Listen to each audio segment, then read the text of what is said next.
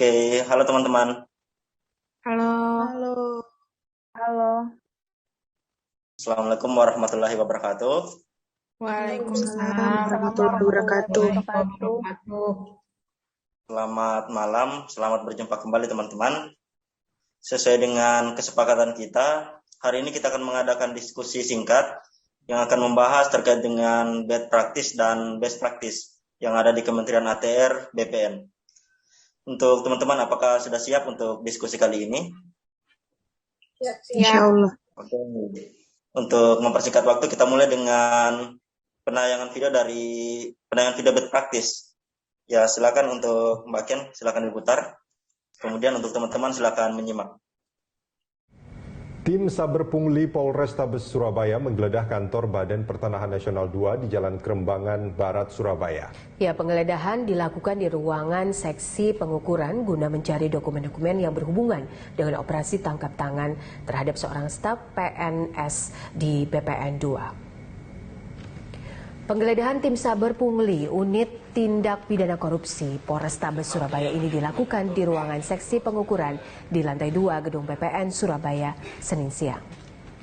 Penggeledahan ini merupakan pengembangan dari operasi tangkap tangan atau OTT terhadap Kholidah Nazar, PNS staf seksi pengukuran yang dilakukan sejak hari Minggu kemarin dan sudah ditetapkan sebagai tersangka. Penggeledahan dilakukan guna mencari tambahan alat bukti serta dokumen berkas SPS atau surat perintah STOR yang diserahkan korban kepada pelaku. Seperti diberitakan sebelumnya, tim Saber Pungli Unit Tindak Pidana Korupsi Polrestabes Surabaya melakukan operasi tangkap tangan di kantor BPN 2 Surabaya pada hari Jumat sore. Dalam OTT tersebut, Kholidah Nazar, PNS staf seksi pengukuran berhasil dijaring dan telah ditetapkan sebagai tersangka, sedangkan 4 pegawai lainnya masih berstatus sebagai saksi. Oke, terima kasih untuk Mbak Ken. Demikian video best practice yang memperlihatkan salah satu pegawai BPN yang tertangkap tangan oleh kepolisian karena melakukan pungli. Selanjutnya saya serahkan ke Mbak Nurul nih. Menurut Mbak Nurul, hal ini disebabkan karena apa? baik, terima kasih. Jadi menurut saya tindakan tersebut merupakan suatu penyimpangan ya, yang bertentangan dengan tugas dan fungsi ASN. Yang seharusnya kan adalah memberikan pelayanan publik yang profesional, terpercaya dan berkualitas, bebas dari intervensi politik, serta bebas dari praktik KKN juga. Namun pada umumnya juga ada beberapa penyebab terjadinya pungli ini, yaitu penyalahgunaan sistem, keserakahan, serta faktor kebutuhan, entah untuk kebutuhan pribadinya atau bahkan untuk kebutuhan keluarganya. Namun menurut saya ada juga penyebab lain, teman-teman, yaitu dari instansi itu sendiri, karena lemahnya sistem pengawasan dan kontrol di lingkungan BPN. Jadi mungkin itu dari saya. Baik, mungkin dari Mbak Ayu ada yang bisa ditambahkan? Baik, terima kasih. Saya tambahkan di sisi lain sebagai lemahnya kontrol pengawasan pada kasus ini, pada video tadi juga melanggar mengenai kode etik aparatur sipil negara, yaitu tidak melaksanakan tugasnya dengan jujur, tidak bertanggung jawab dan berintegritas tinggi, juga tidak melaksanakan tugasnya sesuai dengan ketentuan peraturan perundang-undangan, dan tidak memegang teguh nilai dasar aparatur sipil negara untuk selalu menjaga reputasi dan integritas sebagai seorang aparatur sipil negara. Nah, untuk nilai-nilai berakhlak pun ada yang dilanggar, khususnya untuk nilai akuntabel. Padahal pada Undang-Undang Nomor 5 Tahun 2014, kode etik dan perilaku seorang ASN itu sudah diatur. Terima kasih. Mungkin itu saja dari saya. Baik, terima kasih atas tanggapannya. Selanjutnya, saya kasih kesempatan ke Mbak Ken nih. Jika dilihat dari pendapat teman-teman, menurut Mbak Ken nih, dampak yang ditimbulkan ini, menurut Mbak Ken bagaimana? Terima kasih kesempatannya Mas Amir sebagai moderator. Mengenai dampak yang ada, yang dapat ditimbulkan, ada beberapa dampak. Yang pertama itu mencoreng nama baik instansi ATR BPN sebagai pelayan publik di bidang pertanahan. Yang kedua, mungkin akan berkembang stigma negatif di kalangan masyarakat terkait pelayanan di kantor pertanahan. Yang ketiga, mungkin akan terjadi kurangnya kepercayaan masyarakat dalam melakukan pengurusan. Yang keempat, kemarahan pihak pemohon yang mengalami kerugian. Yang kelima, tereksposnya pejabat dan perbuatan yang telah dilakukan sehingga akan selalu menjadi bahan omongan. Mungkin itu saja. Ya, baik. Terima kasih Mbak Ken. Selanjutnya saya serahkan ke Mbak Elvira nih. Mungkin ada solusi yang cocok untuk diberikan dari kasus ini. Silakan Mbak Elvira. Ya, setelah mendengar pendapat teman-teman ya, menurut saya solusi yang tepat dilakukan yaitu meningkatkan peran pengawasan dan penindakan bagi ASN di lingkungan Kementerian Agraria Tata Ruang Badan Pertanahan Nasional terhadap pelanggaran yang berpotensi mencoreng nama baik instansi. Menumbuhkan kembali semangat pelayanan sesuai dengan fungsi ASN dan nilai-nilai berakhlak agar kasus seperti ini yang ditampilkan sebelumnya tidak terulang kembali. Terus dilakukannya pembinaan dan pelatihan khususnya yang berkaitan dengan menghindari praktik KKN ya, dan peningkatan pelayanan yang baik tanpa pungli. Terus yang terakhir itu menciptakan sinergitas dan berusaha untuk saling mengingatkan antar sesama. Menurut saya seperti itu. Baik, mungkin itu pendapat dari teman-teman. Selanjutnya kita masuk ke penayangan video kedua terkait dengan bad practice. Mungkin dari Mbak Ken kembali, bisa tolong di share screen, kemudian teman-teman bisa menyimak.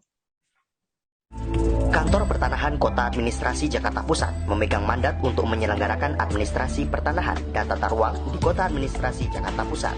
Kami bertekad selalu memberikan layanan terbaik kepada masyarakat. Era digital telah di hadapan, tak terkecuali dalam layanan pertanahan. Beragam inovasi kami berikan untuk memudahkan masyarakat mengakses layanan. Komitmen kami memberikan layanan terbaik, menghadirkan sertifikat tanah sebagai tanda bukti hak.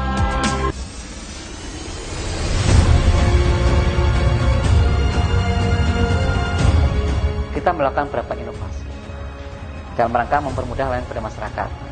Yang pertama, inovasi yang kita lakukan adalah kita namakan Siminta, sistem pemindahan peta. Semua bidang tanah yang diukur itu kita berikan barcode.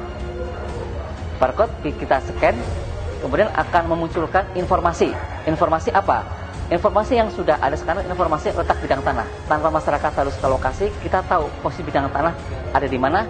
Kemudian kita padukan kepada citra, sehingga existingnya pun akan ketahui secara pasti. Dalam rangka untuk menangani pengaduan, kita sudah membuat aplikasi yang kita namakan Sipengki, sistem pengaduan online. Jadi di loket itu ada barcode yang bisa di-scan, kemudian akan memunculkan apa yang jadi keluhan masyarakat, silakan tulis di situ. Apakah terkait dengan layanan, apa terkait dengan sumber daya manusia, apapun informasi yang itu, dan itu real time langsung terinformasikan kita melalui WhatsApp dan langsung kita tanggapi.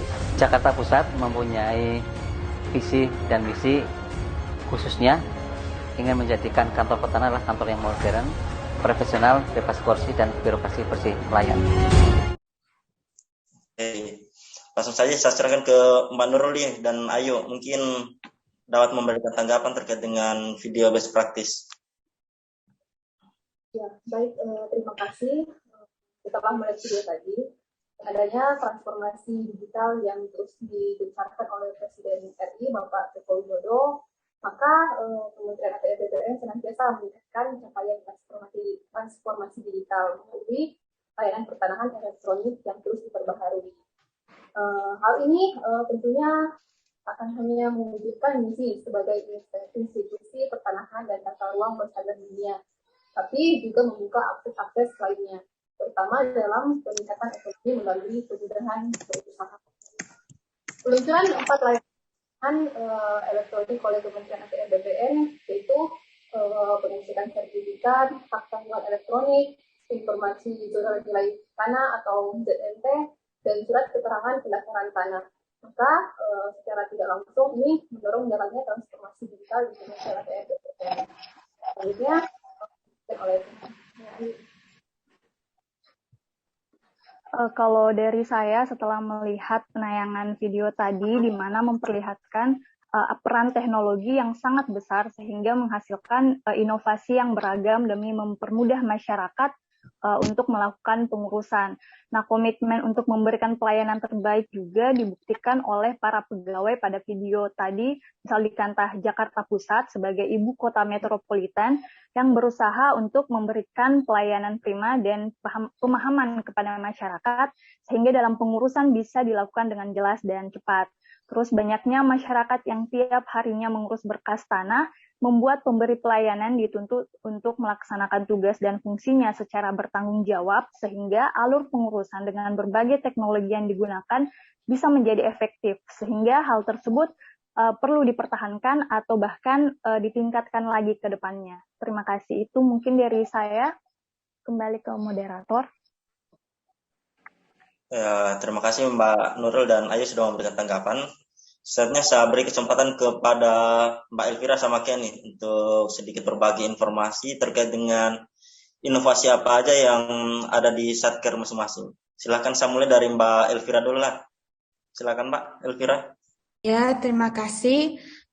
Terkait dengan hal tersebut di Kantah saya sendiri, ya ini Kantah Minahasa Utara, beberapa hal dalam video tersebut sudah sedang dijalankan. Misalnya loket digital, yaitu penggunaan aplikasi KKP dan keterbukaan informasi melalui media sosial Kantor Pertanahan Kabupaten Minahasa Utara. Penggunaan teknologi yang sistematis ini memudahkan dan mempercepat alur kerja di kantor pertanahan, sehingga menghasilkan sesuatu yang positif baik dengan mitra ATR BPN sendiri, yaitu PPAT, dan kepuasan masyarakat.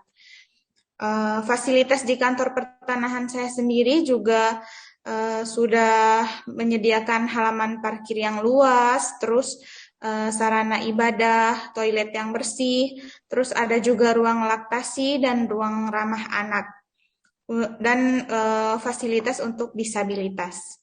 Ya, sekian dari saya seperti itu. Baik, selanjutnya Mbak Kenny, silakan. Untuk di Kantor Pertanahan Kendari sendiri, sudah menggunakan aplikasi KKP, kemudian sertifikat elektronik, hak tanggungan elektronik, roya elektronik. Tapi untuk kalau KKP sendiri kan digunakan untuk di dalamnya ada hampir semua informasi mengenai isi buku tanah. Untuk roya hak tanggungan elektronik sendiri hanya digunakan jika hak tanggungannya itu sudah hak tanggungan elektronik. Kalau hak tanggungannya masih hak tanggungan manual, royanya pun masih menggunakan roya manual. Untuk di Kantor Pertanahan Kendari juga sudah menyediakan fasilitas ibadah, tapi belum ada. Itu saja sih kalau di Kantor Pertanahan Kendari. Oke, baik, terima kasih untuk semua teman-teman yang sudah memberikan tanggapan. Setelah mendengar semua dari apa yang sudah disampaikan kepada teman-teman, mungkin ada 2 poin yang dapat saya simpulkan dari diskusi ini. Pertama itu, kita sebagai calon pelayan publik harus senantiasa menerapkan nilai-nilai manajemen ASN, berakhlak, dan penerapan Undang-Undang Nomor 5 Tahun 2014 dalam menjalankan tugas dan fungsi. Karena dengan hal itu, kita merasa terkontrol dan lebih bijak dalam bertindak. Kemudian kedua, kita sebagai calon ASN dalam menghadapi era perubahan yang sangat cepat ini, juga tidak boleh berdiam diri. Harus selalu berusaha untuk menyesuaikan dan menciptakan inovasi perubahan terbaru, agar dalam melaksanakan pekerjaan bisa lebih efektif dan modern. Mungkin itu saja yang dapat saya sampaikan. Sebelum mengakhiri podcast ini, saya ucapkan terima kasih kepada semua teman-teman atas antusiasnya. Dan sampai berjumpa di podcast selanjutnya. Terima kasih. Wassalamualaikum warahmatullahi wabarakatuh. Waalaikumsalam warahmatullahi wabarakatuh. Terima kasih juga Mas Amir.